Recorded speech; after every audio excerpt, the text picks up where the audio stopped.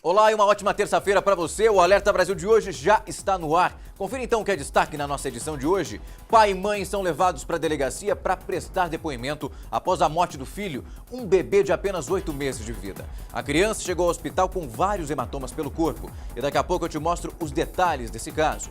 E ainda tem muito mais. Crianças são atropeladas no interior de São Paulo.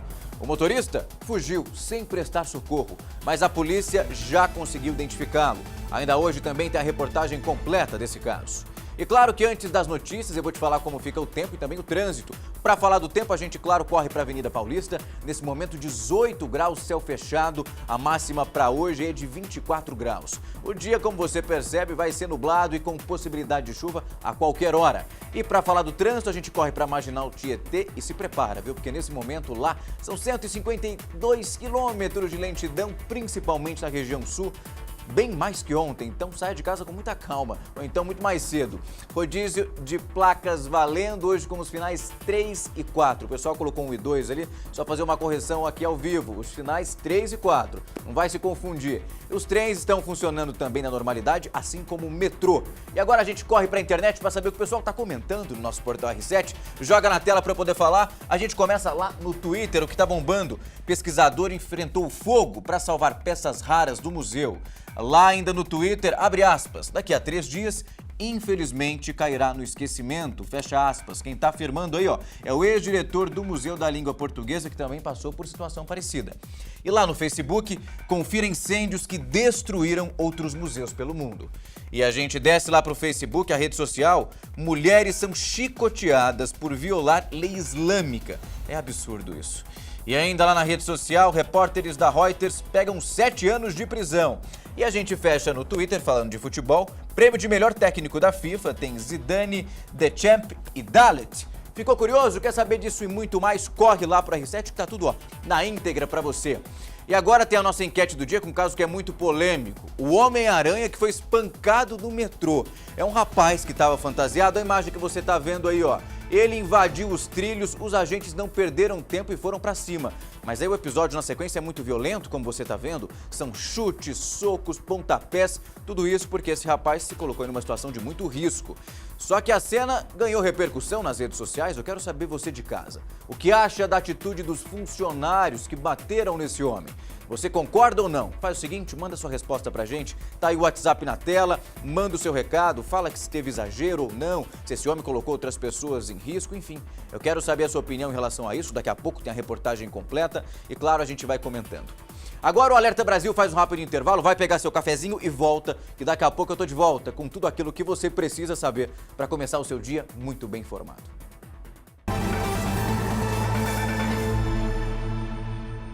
Já estamos de volta, acerta o seu relógio, agora 8 horas e 39 minutos. E nós abrimos essa edição do Alerta Brasil falando que a Polícia Federal vai investigar o que causou o incêndio que destruiu o Museu Nacional do Rio de Janeiro. O palácio, com 200 anos, que abrigou a família real brasileira, guardava um patrimônio incalculável que se perdeu. Não sobraram portas nem janelas, apenas madeira queimada e ferro retorcido.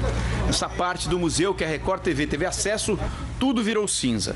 Eu dormi achando que era um pesadelo. Durante 200 anos, essa foi a fachada da mais antiga instituição científica do país. Restaram apenas as paredes. A área ao redor do museu foi isolada. Estudantes da Universidade Federal do Rio tentaram se aproximar e foram proibidos. Houve muita confusão. O Ministério Público Federal pediu a abertura de inquérito na Polícia Federal para investigar as causas do incêndio. Os bombeiros chegaram na noite de domingo e encontraram os hidrantes secos. Aqui tem muita água nos lagos, a gente colocou bombas trabalhando e perdemos alguns minutos, obviamente, que são minutos preciosos em qualquer incêndio, são perdas irreparáveis, ainda mais sendo um museu. O prédio do Museu Nacional está interditado. Uma vistoria feita pelos técnicos da Defesa Civil constatou rachaduras nas partes internas, nos telhados e também nas lajes. Já a fachada, que tem paredes de pedra e com espessuras de mais 1 metro, não corre risco. Durante todo o dia, os bombeiros trabalharam no sentido de resfriar alguns focos de incêndio que resistem. Um trabalho lento e cuidadoso. Dentro desse entulho, quando retirar, pode ter ainda bens históricos, culturais que estejam íntegros ou que precisem muitas vezes de uma restauração. O prédio tinha mais de 13 mil metros quadrados. Em estilo neoclássico, o museu foi inaugurado em 1818 por Dom João VI. No hall central do primeiro pavimento ficava o meteorito de Bendegó, que não foi destruído pelo incêndio. Uma grande escada de madeira levava o visitante até o segundo andar.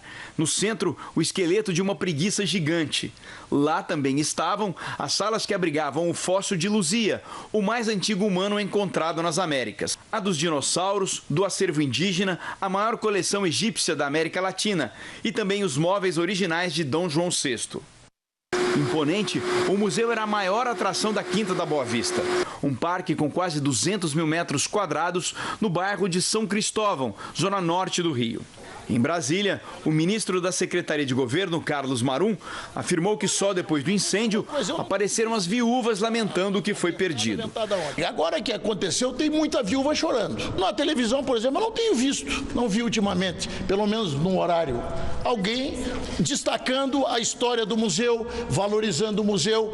2 meses atrás, na comemoração do bicentenário de fundação, o paleontólogo e diretor do museu Alex Kellner, descobridor de diversas espécies de dinossauros, mostrou para a Record TV o estado das instalações. Neste corredor, um andaime segurava parte do teto que havia começado a desabar 8 anos antes. O prédio tinha infestação de cupins. O Ministério da Educação anunciou a liberação de um recurso de 10 milhões de reais para a primeira etapa, que é a realização das obras e dos trabalhos emergenciais. A reconstrução não tem data para começar. Por enquanto, funcionários e pesquisadores apenas lamentam tamanha perda. Desde ontem choro bastante, mas a gente vai conseguir. Eu imagino esse pessoal que estava na porta do museu ouvindo o que Marum disse aí durante a entrevista, que depois do incêndio várias viúvas apareceram chorando, mas ninguém falando da história do museu. Mesmo se ninguém chorasse, mesmo se ninguém reclamasse, a obrigação realmente do governo é cuidar do patrimônio, independente do que acontecesse, porque agora também não adianta ficar repassando dinheiro para tentar resgatar um prédio que foi completamente destruído. Ficar indo lá, fazer homenagem na internet, deveria ter sido tudo isso feito, realizado, repasse sido aí levado para o museu, quando ele ainda tinha condição de sobreviver. Agora começa o trabalho, começa a mandar dinheiro para lá para tentar resgatar o que a gente viu ficou completamente em cinzas. Ainda não se tem um levantamento de tudo que foi consumido pelo incêndio. E o valor que foi perdido, é claro que é muito difícil de calcular. Esse acervo tinha mais de 20 milhões de peças reunidas ao longo de 200 anos. O pouco ou quase nada que sobreviveu ao fogo está agora empilhado no setor de vertebrados, num prédio anexo ao Palácio Centenário. Assim que souberam do incêndio, funcionários e professores correram para as salas esfumaçadas e tentaram salvar o que era possível. Antes que o fogo avançasse, arrombaram portas e conseguiram resgatar dezenas de pesquisas de uma vida inteira. O professor Paulo foi um dos que se arriscaram para salvar o material insubstituível de pesquisa.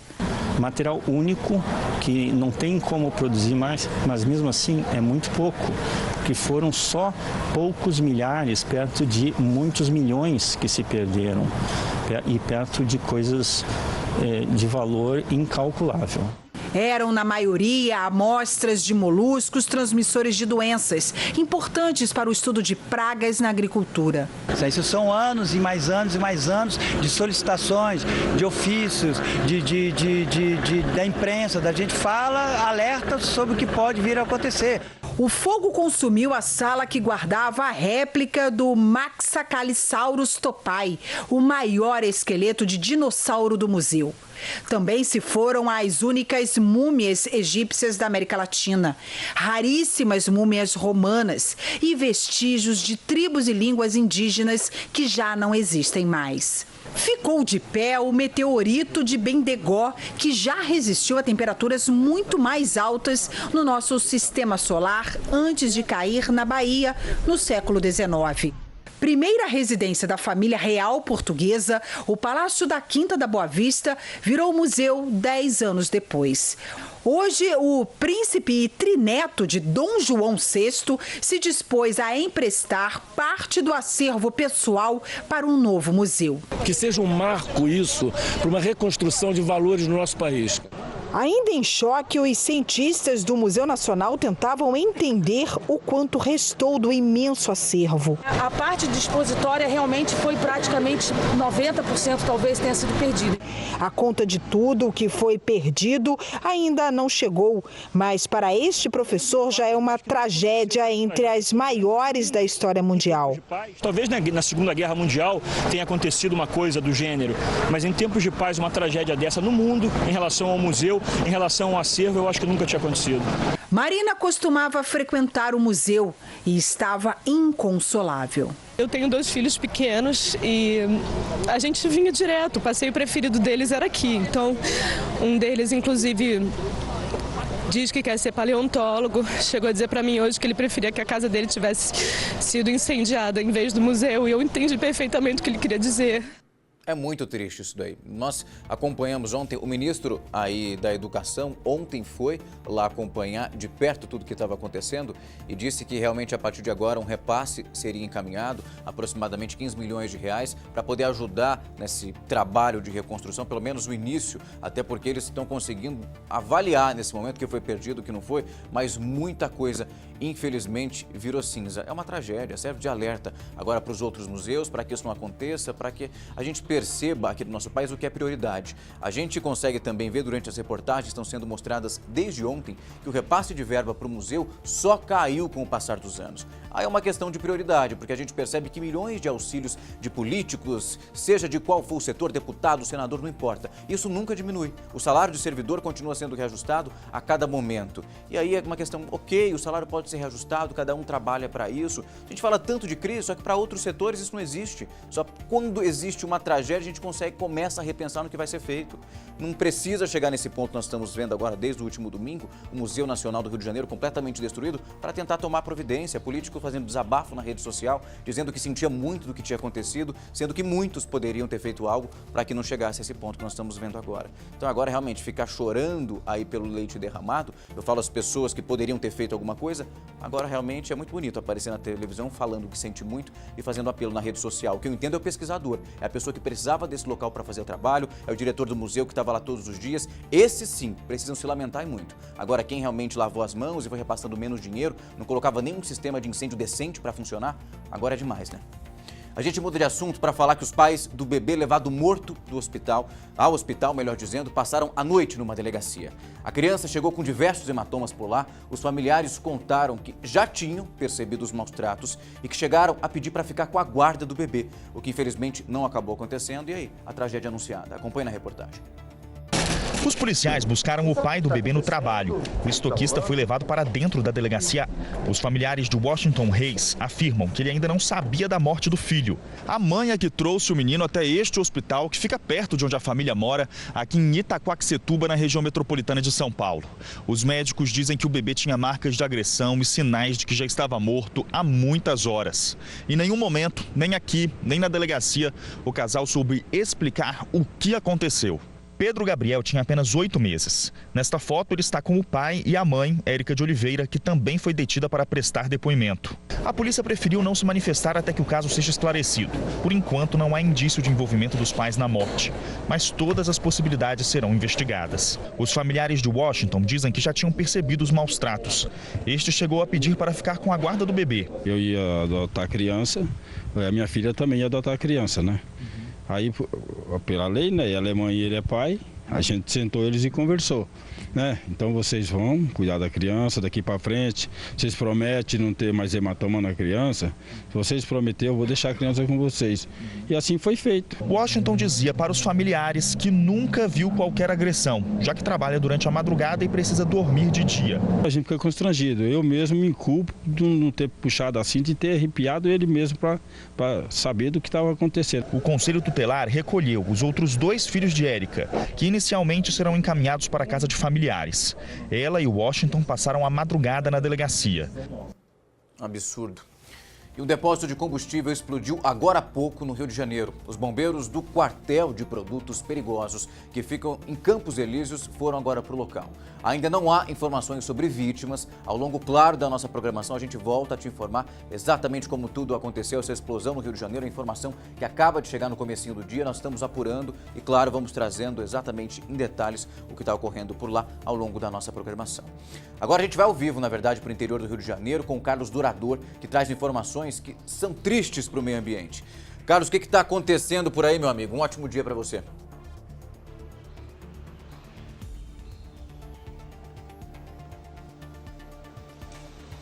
Oi, Rafael, muito bom dia para você também, bom dia a todos que nos acompanham. Olha, Rafael, a paisagem do Rio Paraíba do Sul, no interior do estado, tem mudado por conta da falta de chuva, o que tem potencializado, inclusive, as fontes de poluição. Os níveis de esgoto no rio são cada vez mais presentes. Com a seca, as réguas que estão localizadas nos pontos oficiais de medição da Defesa Civil também estão cada vez mais visíveis. Na zona rural, quase todos os 1.400 quilômetros de canais artificiais passaram a ser abastecidos com o auxílio de bombas. Entidades de estudos ambientais afirmam que a situação é a pior vista em quase um século. Com bancos de areia surgindo no leito do rio Paraíba do Sul, a navegação também começa a ficar prejudicada em Campos dos Goitacazes. A Agência Nacional das Águas acompanha essa crise de perto. A tendência é que a seca só termine com a chegada das chuvas de verão. Os pescadores temem prejuízos. Apesar da baixa vazão, por enquanto, o abastecimento das torneiras não está ameaçado. Mas no ano passado, diversas cidades do norte do estado decretaram estado de emergência. A agricultura e a pecuária são os setores mais afetados da economia. Rafael. Que notícia triste, Carlos. Tá aí, ó. Por enquanto, você viu que o abastecimento não foi afetado, mas é por enquanto. Se a chuva do verão realmente não chegar com aquela força toda, o cenário pode ser muito diferente. Os outros setores, a agropecuária, como o Carlos disse, setor que já está sofrendo muito e, claro, sente aí imediatamente. Carlos, obrigado pelas informações. Um ótimo dia para você. Amanhã a gente conversa um pouquinho mais. E agora, olha só essa história. O filho de um desembargador foi levado para a delegacia depois que ele e os amigos passaram por uma viatura e chamaram os policiais de cachorros. O caso está sendo tratado como desacato. Segundo a polícia, o filho do desembargador estava neste carro acompanhado de outras 3 pessoas. Os jovens teriam passado por uma viatura da PM e chamado os militares de cachorros. Os ocupantes do veículo ainda teriam imitado o som do latido de cães. Diante do fato, os policiais decidiram ir atrás do carro. Os 4 jovens foram abordados pouco tempo depois e foram trazidos aqui para a delegacia para prestar depoimento. A namorada do filho do magistrado também estava no veículo. Segundo a polícia, ela dirigia o carro. A jovem foi ouvida e parecia tranquila. Militares da Corregedoria da PM também estiveram na central de flagrantes e informaram que a ocorrência, a princípio, está sendo tratada como desacato. Imagina a vergonha para o desembargador. E agora uma notícia triste, morreu uma das jovens que se acidentaram num parque de diversões. Isso aconteceu em Goiás, nós falamos já exatamente quando isso aconteceu. Agora essa notícia triste é que uma outra adolescente também continua internada e 2, por sorte, já tiveram alta. A notícia fez a família perder o chão. A gente não esperava que acontecesse isso, a nossa vontade era outra. Isabela do Amaral Vieira, de 16 anos, foi uma das 4 adolescentes arremessadas de um brinquedo num parque de diversões em Séries, a 180 quilômetros de Goiânia, onde ela morava. A queda provocou lesões no abdômen, na cabeça e na coluna. A morte cerebral foi confirmada nesta segunda-feira, uma semana depois do acidente. Segundo o hospital, a mãe de Isabela autorizou a doação dos órgãos, mas o pai não concordou. Os aparelhos foram desligados e o enterro está previsto para amanhã. Já se sabe que os documentos apresentados pelo parque para atestar a segurança foram emitidos antes mesmo da montagem dos brinquedos. O Ministério Público e a polícia suspeitam de fraude. E o que até agora era apurado como lesão corporal, com a morte de Isabela, passa a ser uma investigação sobre homicídio. E é o fim dos cabelos brancos sem uso de tintura. Shampoo e condicionador Francisco Alves irão trazer a cor natural dos seus cabelos. O shampoo e o condicionador Francisco Alves irão suprir o seu tinteiro biológico. Sem uso de tintura. Vale lembrar que não é tintura. Se seus cabelos são loiros, eles voltarão a ser loiros. Se forem pretos, voltarão a ser pretos. E é um produto de resultado gradativo. Então ligue agora mesmo para o 011 5585 4000. Dá só uma olhada no que eu tô falando. Cabelos brancos? Nunca mais. Você arranca este ou aquele, mas a raiz branca está lá. E você acha que precisa recorrer a tinturas químicas? Esqueça isso. O shampoo e condicionador escurecedor Francisco Alves vai trazer a cor natural de volta ao seu cabelo. Não é mágica, não é tintura. Quando o tinteiro natural enfraquece, o cabelo branco aparece e você envelhece. Usando o nosso shampoo e condicionador escurecedor, você traz de volta a cor natural do seu cabelo. Ligue agora e peça o seu tratamento. 11 5585 4000. Então ligue agora mesmo para o 011 5585 4000. E agora eu faço um rápido intervalo, mas antes o pessoal vai colocar uma imagem que é a razão da nossa enquete hoje. Joga aí na tela. É o Homem-Aranha que invadiu os trilhos do metrô e acabou apanhando dos agentes. Foram socos, pontapés, uma ação que muita gente comentando que foi violenta demais, que não tinha essa necessidade, que era só tirar o rapaz dali e problema resolvido. Eu quero saber a sua opinião em relação a isso. Você acredita que houve excesso ou não? Era uma medida de segurança? O WhatsApp já está na tela, manda o seu recado aqui pra gente, que daqui a pouco tem a reportagem completa e a gente volta a tocar nesse assunto. Agora eu faço um rápido intervalo, não sai daí que daqui a pouco eu tô de volta.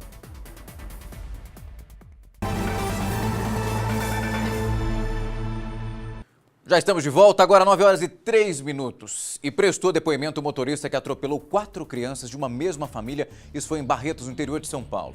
E ele fugiu sem prestar socorro. Teve confusão na delegacia e a polícia divulgou imagens do circuito que mostram o momento do acidente. As imagens foram gravadas por câmeras de segurança. O vídeo é um flagrante de quando o motorista atropela 4 meninas, 2 irmãs e 2 primas, numa rua em Barretos, e foge sem prestar socorro. Uma menina de 8 anos está internada em estado grave na Santa Casa da cidade, com um braço e uma perna quebrados. As outras 3, de 6, 11 e 13 anos, foram atendidas e liberadas. Antes do atropelamento, elas se preparavam para entrar num trenzinho para dar uma volta. O motorista foi encontrado pela polícia na casa dele. É pedreiro, tem 34 anos e disse que fazia uma ultrapassagem quando atropelou as meninas. Para o delegado, ele disse também que fugiu porque ficou com medo. O carro estava com a documentação vencida e foi apreendido. Como que alguém atropela 4 crianças e vai embora para casa, como se não tivesse acontecido?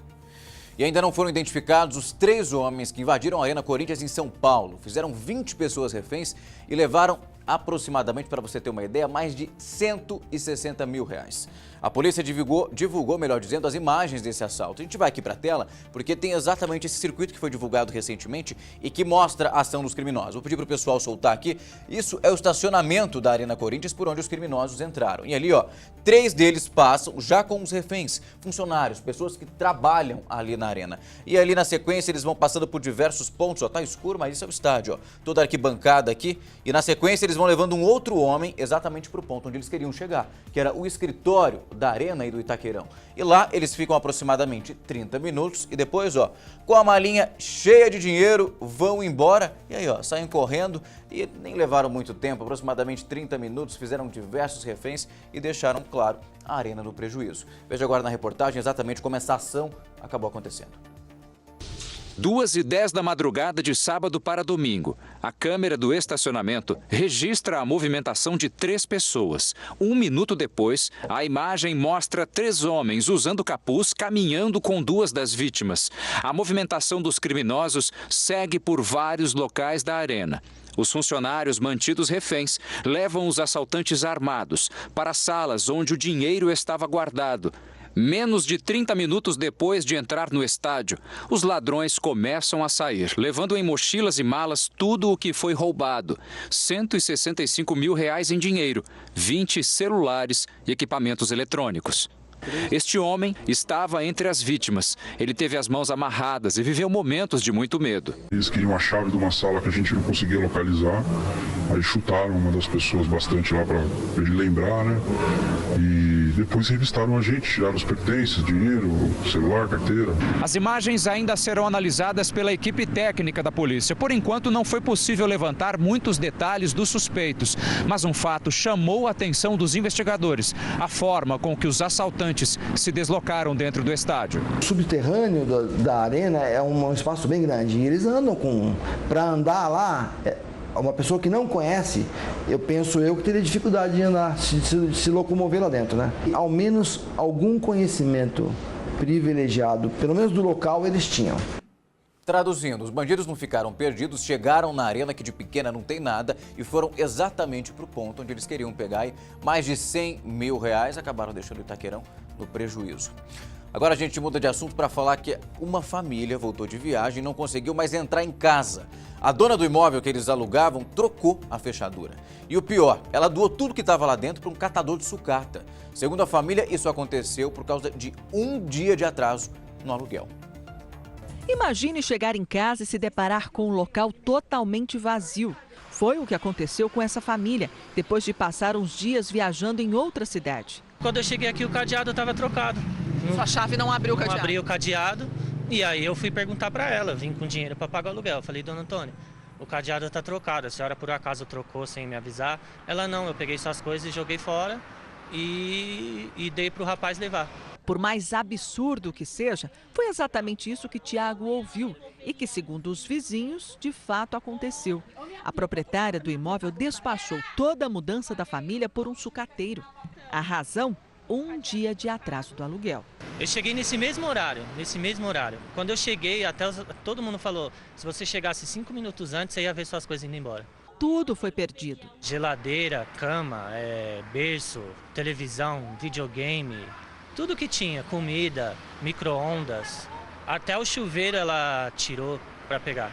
Sem móvel, sem roupa, sem teto. Tiago, a mulher e as 2 crianças só não ficaram na rua porque uma amiga os acolheu.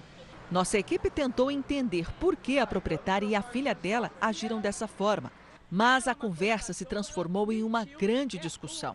Pergunta para ela, querida, só uma coisa, cadê o contrato dela? Só isso. E aí ela vai responder. Foi preciso intervir para a situação não sair do controle. Não, dona Antônia nunca vai vir. Não, ela tá com a criança. Não, eu não tenho nem aí que ela tá. Não. Nossa, não. Olha, eu vou chamar meu inquilino. Se a senhora provar respeito, a gente vai conversar. Amor, não, não respeito. Depois que os ânimos se acalmaram, Dona Antônia conversou com a gente, mas deu uma versão bem diferente do casal. Ela afirma que o atraso do aluguel foi de 3 meses, que o casal não trouxe os documentos para fazer o contrato e que não havia móveis na casa. Não tinha cama? Não tinha cama, era um colchão no chão, todo rasgado. Nossa equipe conversou com moradores e comerciantes aqui da região. Muitos, por medo de se envolverem numa confusão, acabaram não gravando entrevista, mas todos disseram que a proprietária é mesmo encrenqueira e que já teria agido dessa forma com outros inquilinos. Rose tem comércio no local há mais de 15 anos. Ela viu quando os móveis de Tainá e Tiago foram levados por um veículo. A senhora viu essa mudança sendo retirada? Vi. O que eles levaram?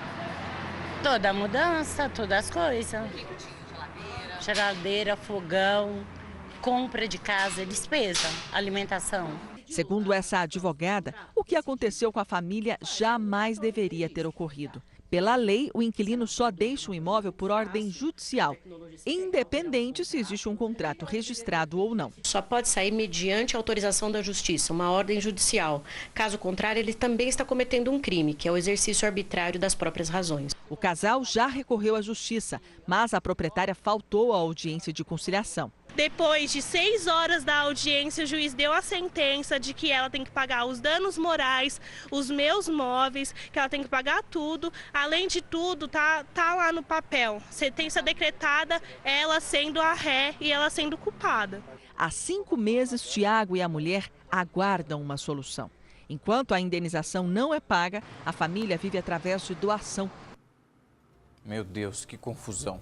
E agora a gente volta a falar daquela explosão que eu comentei agora há pouco aqui no jornal. Você vai acompanhar imagens do depósito de combustíveis que explodiu agora há pouco em Duque de Caxias, na Baixada Fluminense. São imagens aí do helicóptero da Record TV. Bombeiros de 2 quartéis da região tentam combater esse fogo que agora toma conta do local. Há informações de que 4 carretas de combustíveis foram atingidas pelas chamas. Há uma densa nuvem de fumaça preta que, na verdade, agora começa a clarear um pouquinho, como você está vendo na imagem junto comigo. De acordo com os vizinhos, as explosões foram bem fortes. Pelo menos uma pessoa ficou ferida, uma outra acabou sendo socorrida. Ela teve ferimentos leves aí, por sorte. O depósito de óleo fica a cerca de 50 metros da distribuidora de combustível. Imagina o alerta, o susto de todo mundo. É uma região onde algumas residências, a gente percebe que tem uma zona de mata ali naquela região, mas também algumas residências. Então, todo cuidado aí é pouco e os bombeiros trabalham intensamente para conseguir apagar as chamas o quanto antes, até porque é uma área aí altamente inflamável. Volto a repetir, se outras informações foram surgindo, nós voltamos a tocar nesse caso aqui no Alerta Brasil. Agora a gente muda de assunto para falar que o professor de um projeto social da Prefeitura de Rio Claro é acusado de abusos contra alunos. Ele foi detido, mas pagou uma fiança e agora está respondendo por isso em liberdade.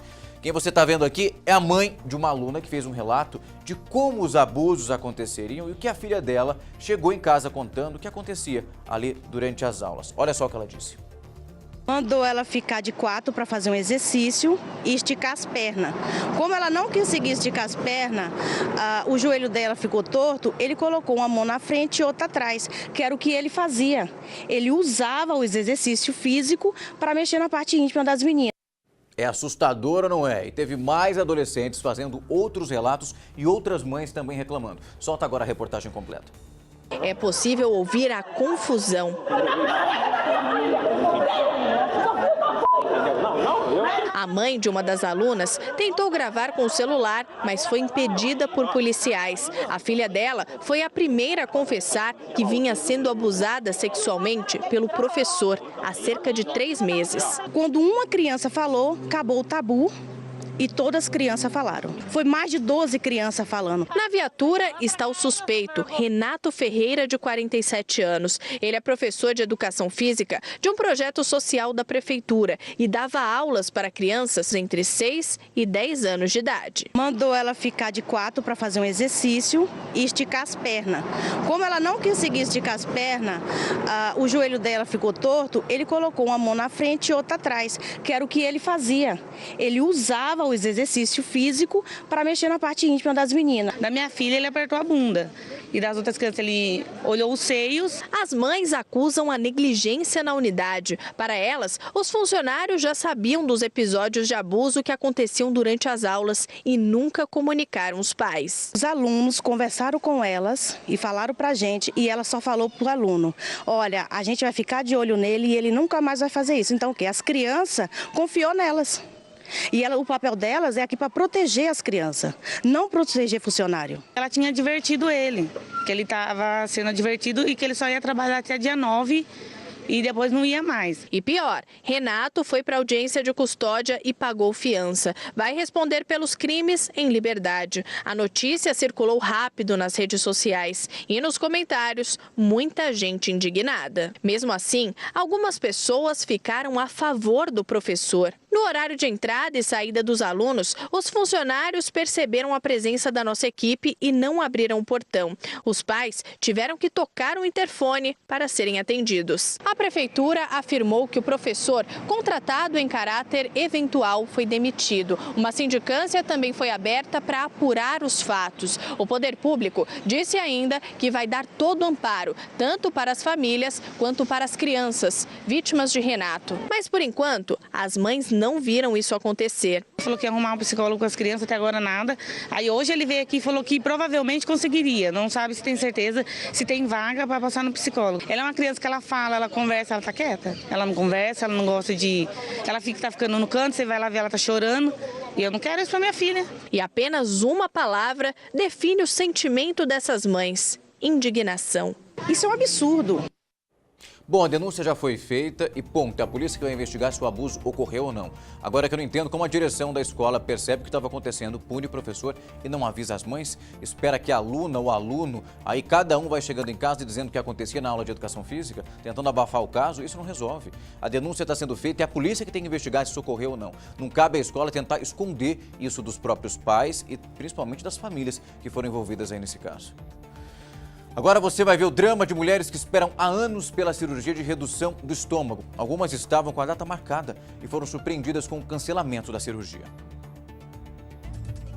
Patrícia, 43 anos, 138 quilos, 2 anos na fila de espera do SUS para fazer a cirurgia bariátrica. Para passar numa catraca de ônibus, não passo mais.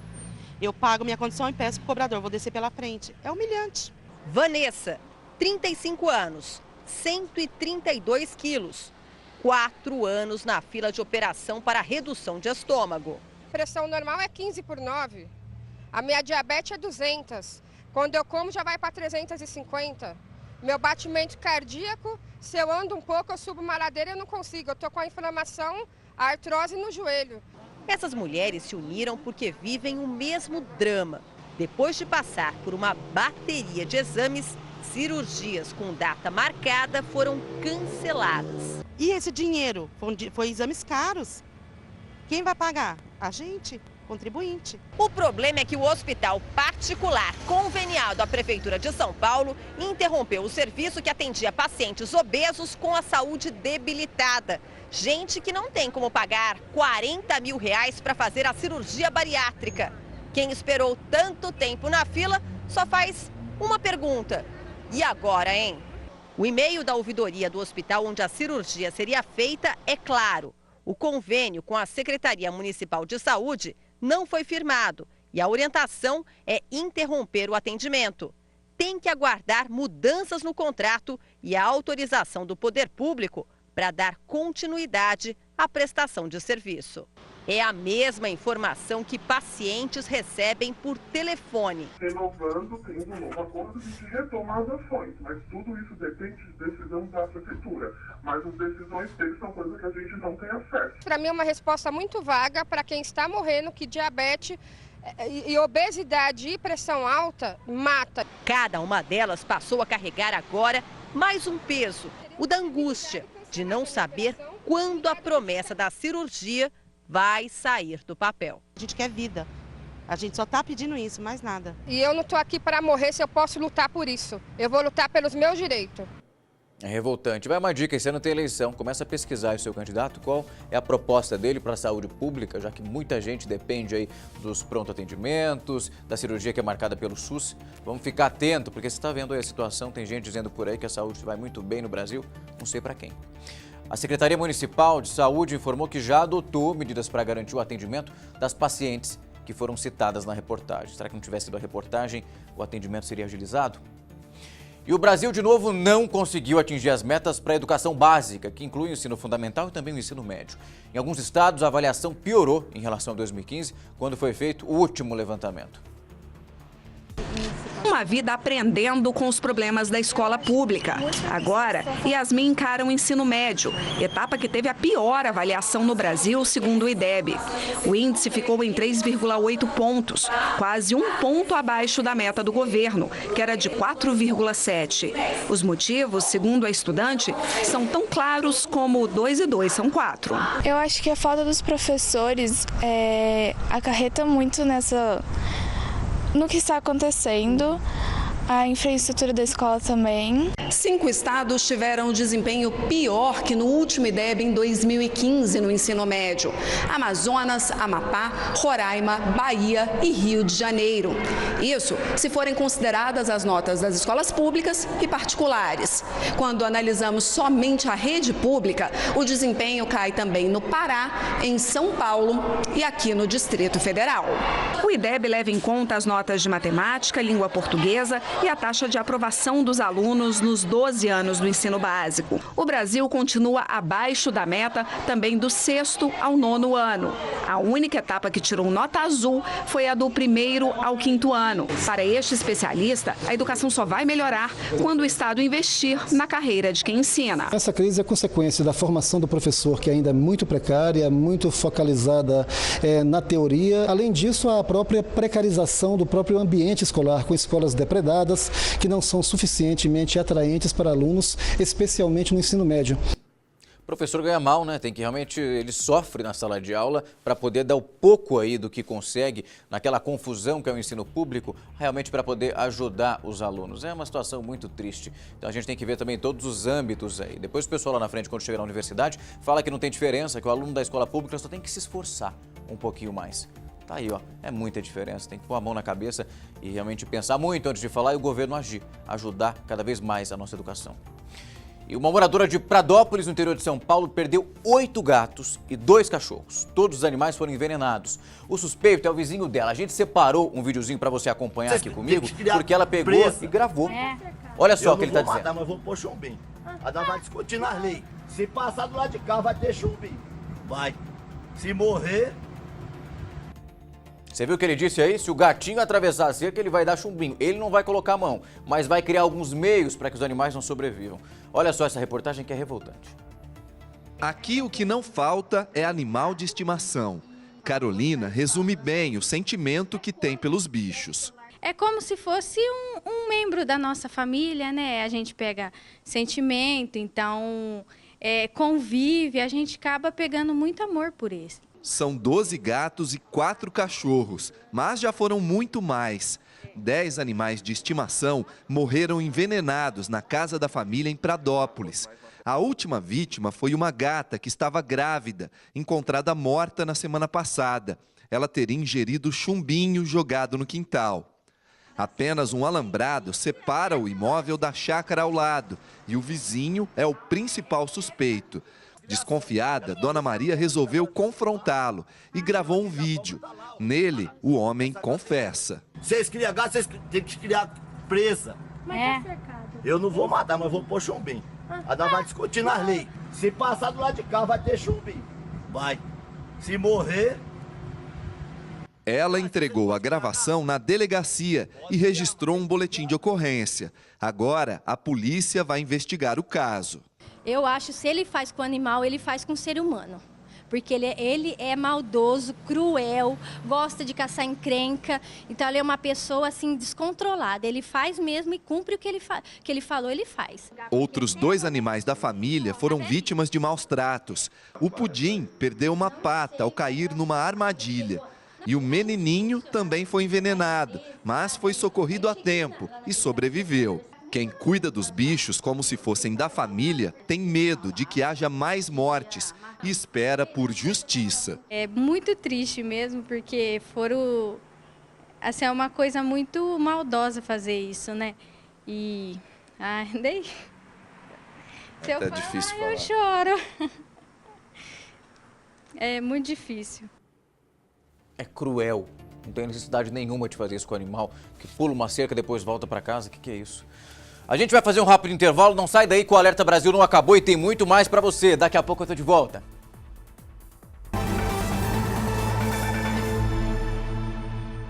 Já estamos de volta, agora 9 horas e 29 minutos. E é hora de conversar com ele, Jonathan Mazini, que está lá na nossa redação, para saber o que é curiosidade, o que está acontecendo pelo mundo.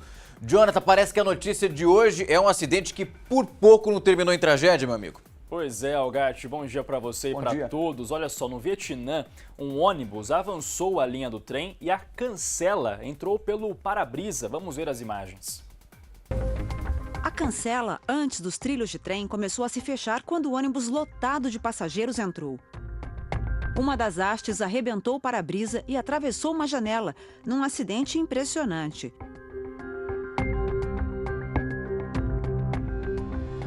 O motorista deu ré, mas um passageiro assustado pulou pela janela com o ônibus em movimento. Outros usuários da linha começaram a descer e correr, com medo de que um trem colidisse com o veículo. Depois que todo mundo desceu, o motorista retirou o ônibus da ferrovia. Felizmente, ninguém ficou ferido. A imagem é de dar desespero, né, Algarte? Você vê ali como a cancela perfura o vidro, né? E por sorte ninguém ficou ferido, né? O próprio motorista ou esse passageiro que desce correndo do ônibus com medo de que o trem chegasse, avançasse ali, atingisse o veículo. Então, uma cena impressionante. Jonathan, é absurdo. E, tipo assim, primeiro questionamento, o que aconteceu com esse motorista? Caiu a pressão, passou mal, o que foi? Pois é. Porque olha o absurdo disso, a cancela já estava descendo ali, é uma linha de trem, então ó, esse passageiro que pula ali, a gente acabou de ver a imagem do ônibus, claro que todos eles pensaram a mesma coisa, a gente está preso aqui agora nesse ônibus, se aparece um trem vai todo mundo morrer amassado aqui. Fora que a sorte que todos tiveram dessa cancela não ter pegado ali na cabeça de ninguém, a morte seria imediata. Exatamente. Agora, de fato, não dá para saber o que houve, né? Se o motorista passou mal ou não, se foi apenas aquele momento do acho que dá, vou tentar passar. E na verdade pode provocar um acidente. Hoje mesmo, vindo a caminho aqui para a TV, um ônibus avançou o sinal de pare ali, enfim, tive que ser um pouco mais segurar ali para não ser atingido. É absurdo. Então, infelizmente, o motorista tem que ficar um pouco mais atento, né? E se acha que dá, acho que dá, nem sempre dá certo. Não dá. Nem sempre dá. Essa semana a gente mostrou aqui no Alerta Brasil um caso de um ônibus escolar. Aí o rapaz que estava dirigindo tentou passar por uma linha de trem, uma linha onde o trem passa, e o veículo acabou quebrando com as crianças dentro desse ônibus escolar. Não, é um absurdo, né? As pessoas, aquela pressa de tentar chegar logo e às vezes acaba não chegando. Então fica esse alerta aí do Vietnã, que por sorte ninguém ficou ferido, o ônibus conseguiu sair antes que o trem chegasse, mas um acidente que poderia ter trazido uma tragédia aí de pessoas feridas e mortas. Pois é, o anjo da guarda aí dessa turma, a galera trabalhou bastante, viu? Voltou todo mundo com o coração mais acelerado para casa, mas estão bem aí, por sorte. Exatamente. Jonathan, obrigado pelas informações. Amanhã a gente conversa um pouquinho mais. Combinado, Algarte. Até amanhã. Até. Tchau. E o sistema de segurança das linhas de trem, dessa vez em São Paulo, voltou a ser colocado em xeque. Pela segunda vez, um homem que aparenta ter problemas mentais invadiu os trilhos na estação da Barra Funda, zona oeste da capital. É aquele caso que a gente traz hoje na enquete, o Homem-Aranha que invadiu os trilhos do metrô. Olha só. O caso deu o que falar. O homem de 40 anos, que não teve a identidade revelada pela polícia, vestiu uma fantasia de Homem-Aranha e causou tumulto na estação Barra Funda, zona oeste da capital. A invasão arriscada aconteceu na semana passada, pela segunda vez. Na imagem enviada por um telespectador, feita com um celular, é possível ver a cena nos trilhos da Companhia Paulista de Trens. Um usuário vai até o local e dá uma voadora no homem. Em seguida, chegam os agentes da CPTM. O invasor é agredido diversas vezes. Ao mesmo tempo, dá para ver um pneu em chamas que teria sido colocado pelo Homem-Aranha. Estas imagens foram feitas por outro passageiro, só que no andar de cima da estação. Dois pontos chamam a atenção nessa história. Primeiro é a ousadia do homem, depois a fragilidade da segurança aqui da estação Barra Funda. Mesmo com várias câmeras de monitoramento, vigilantes, o rapaz teve tempo suficiente de descer até aqui a plataforma com o pneu, colocar fogo e só depois ele foi detido. Alguns usuários assistiram o vídeo. Eu acho que foi um ato muito excessivo da parte deles. Eu acho que não deveria ter usado tanta violência, de repente, para abordar, se ele resistisse ou se acontecesse alguma coisa, ele revidasse. Mas acho que o principal era retirar ele o mais rápido possível e eles mesmos, os trabalhadores de lá, se retirassem do lugar, porque a qualquer momento podia ter o trem passando. Se desaparecer e correr o risco de vida, né? O especialista em segurança, Michel Pipolo, assistiu os vídeos. Para ele, houve excesso dos vigilantes. Me parece que não todos os profissionais, mas alguns profissionais entram na ocorrência e causam excesso. E outros profissionais não, fazendo a contenção de um agressor. Muitas vezes esse agressor está sobre forte emoção ou sobre uso de entorpecentes e realmente a força de um homem que está disposto a ir à frente de um trem ela é muito superior à de um profissional que muitas vezes já está trabalhando há 10, 8, tendo em vista que geralmente esses profissionais trabalham até 12 horas por turno de serviço. Ele diz que uma agressão é a última opção. Se os profissionais tivessem com equipamento, por exemplo, como uma arma elétrica, eles teriam feito a operação com muito mais tranquilidade, com muito mais segurança, inclusive, para os profissionais de segurança que estavam fazendo aquela intervenção. A Secretaria de Segurança Pública informou que o autônomo foi detido em flagrante por risco de causar um desastre ferroviário. Ele foi encaminhado para a audiência de custódia e devidas providências judiciárias. Essa não é a primeira vez que o mesmo homem invade os trilhos. Em março deste ano, ele também causou problemas na estação Barra Funda do metrô. Pulou nos trilhos e começou a andar de um lado para o outro. Os seguranças apitavam para que saísse da linha. Depois de 10 minutos, os seguranças finalmente retiraram o invasor.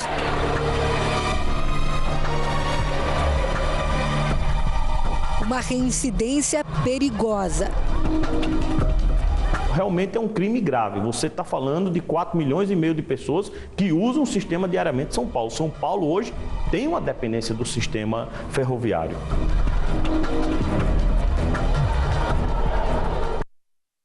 E você viu ali que não tem nenhuma proteção no metrô, você viu que todo mundo ficou vendo aquilo ali bem de perto para outra escorregar e cair ali naquele trilho, coisa que já aconteceu em São Paulo, a gente sabe muito bem, então vale o alerta, não dá para ficar esperando ali montar um sistema de segurança depois que a fatalidade aconteceu. Agora, voltando à questão realmente da reportagem, esse homem com problemas mentais, vestido de Homem-Aranha, que invadiu ali o trilho. E a questão era sobre as pancadas que ele acabou levando. Você viu o especialista dizendo que os agentes perderam mais tempo batendo nesse homem do que para tirar ele dali. E aí o perigo poderia ter sido muito maior. E essa é a nossa enquete do dia. Eu vou pedir para o pessoal colocar o nosso WhatsApp na tela. Você acredita que houve excesso por parte dos agentes? Não todos. Você viu que alguns ali agrediram esse homem com socos e pontapés. E aí, acha excesso ou então realmente uma questão de segurança? Você viu também que não é a primeira vez que o Homem-Aranha aparece aí nos trilhos, invadindo ali a estação, e que na primeira ação, a atitude dos agentes, as atitudes foram diferentes. Eles foram até ali e retiraram ele com segurança e também sem nenhum outro episódio violento. Mas enfim, eu quero saber a sua opinião, o WhatsApp está na tela, manda a resposta que daqui a pouco a gente vai falando aqui as participações. Fechado? O Alerta Brasil agora faz uma pausa rápida, não sai daí, que daqui a pouco eu tô de volta.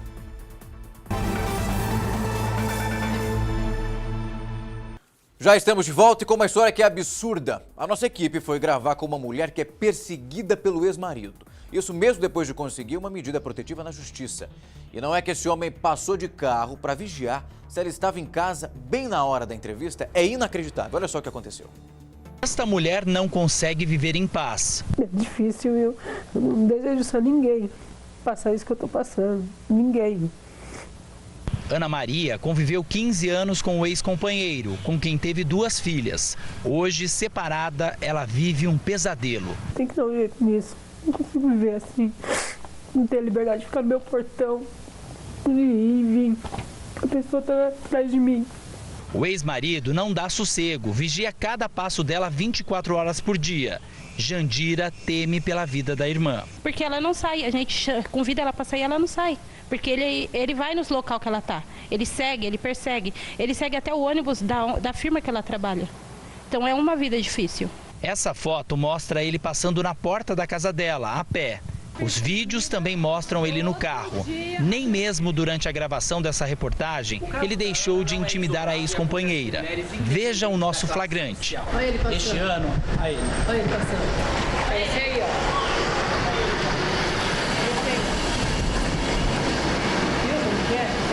Como que é? É assim minha vida, sendo perseguida. Tá vendo? Passando em frente ao meu portão para ver se eu estou em casa, realmente. Não estou aguentando mais essa situação. Foi ele que acabou de passar? Foi ele que acabou de passar. Para vocês verem. Ele não respeita a medida protetiva. Os dois estão separados há quase 3 anos. Ana Maria revela que sempre sofreu ao lado do ex-marido, muito ciumento. Só não podia ter minhas visitas, né? Mas era tranquilo, agredia assim, nunca me agrediu.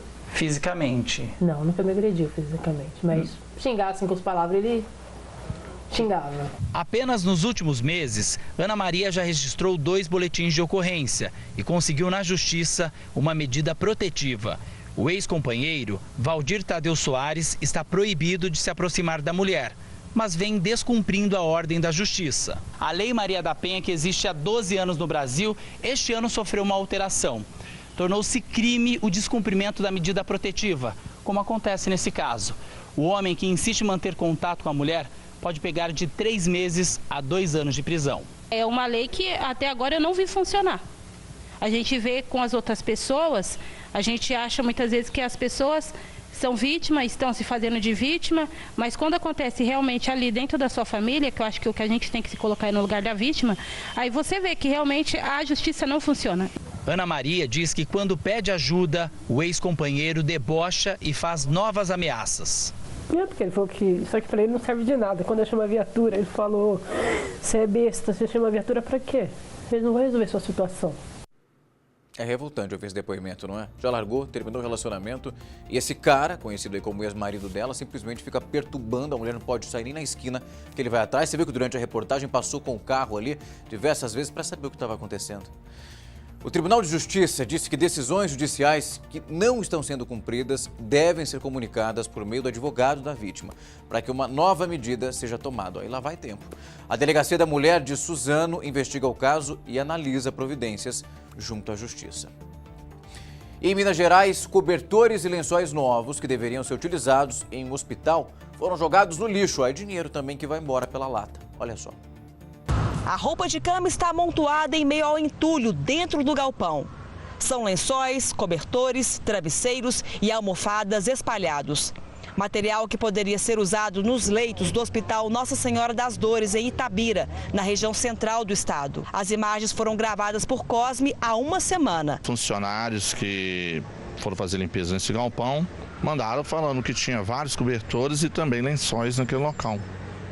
E aí a gente foi para confirmar e realmente constatou. Nossa equipe foi até o local nesta segunda-feira e o cenário era bem diferente. Não há roupa de cama espalhada, e sim muitos sacos de lixo. Com a presença suas aqui, eles já ensacaram tudo, está tudo ensacado e vocês veem que está tudo dentro de um saco preto que é já apropriado para lixo. A direção do Hospital Nossa Senhora das Dores não quis gravar com a nossa equipe. Por nota, a entidade diz que o material estava no galpão só para triagem e depois será encaminhado ao destino correto. O que estiver em bom estado será doado a instituições de caridade de Itabira e o restante será descartado. Ainda de acordo com o hospital, a lavanderia está em processo de reestruturação e trabalha no limite para a manutenção de todo o estoque. Por isso, o material foi armazenado de forma provisória no galpão, mostrado na reportagem. Em nota, a Secretaria de Estado de Saúde informou que a vigilância sanitária exige que a roupa de cama passe por várias etapas, desde a limpeza até a desinfecção, armazenamento e distribuição. No entanto, não há uma recomendação específica sobre o tipo de tecido e o tempo de uso. Poderia ser doado para outra entidade. Mas se é impróprio para eles, como eles dizem, que eles não alegam por que é impróprio para eles, eles deveriam ter doado para outra entidade. Tá aí, não tem que falar mais nada. Agora o Alerta Brasil faz um rápido intervalo, não sai daí que daqui a pouco eu tô de volta.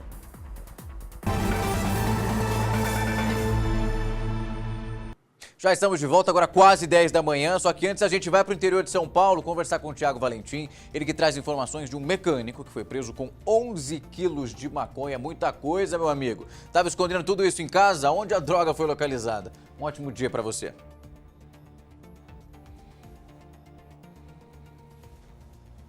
Um ótimo dia para você também, Rafael Algarte. Um abraço, meu amigo, todos que estão ligados aqui no nosso Alerta Brasil. Olha, Algarte, na verdade tudo isso estava escondido, sabe onde? Embaixo de um sofá na casa desse mecânico, viu? A polícia recebeu uma denúncia anônima, foi até o bairro conhecido aqui em Franca como Vila São Sebastião. Chegando no local, acabou abordando esse homem. Com ele, a polícia encontrou apenas parte da droga e dinheiro, mas então resolveu fazer uma revista minuciosa na casa desse rapaz, desse suspeito, e aí, quando eles entraram nessa casa, eles acabaram então encontrando todo esse entorpecente escondido debaixo do sofá. A polícia acredita que ele seja ali um dos principais traficantes da região e por isso estava guardando 11 quilos de maconha. Todo esse material, como nós estamos acompanhando nas imagens, divididos aí em vários tijolos, né? São tijolos inteiros, tijolos já repartidos, que inclusive seriam distribuídos também em outros pontos de tráfico na mesma região.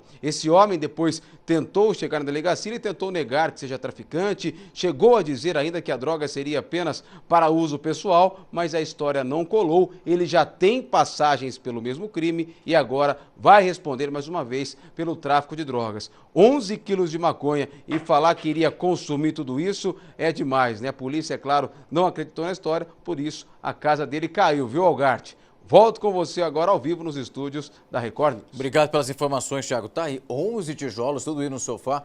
Falar que é para consumo, realmente, os investigadores não são bobos, né? Eles sabem exatamente para onde essa droga iria, onde seria distribuída e o sofá servindo como estoque aí, guardando tudo por lá.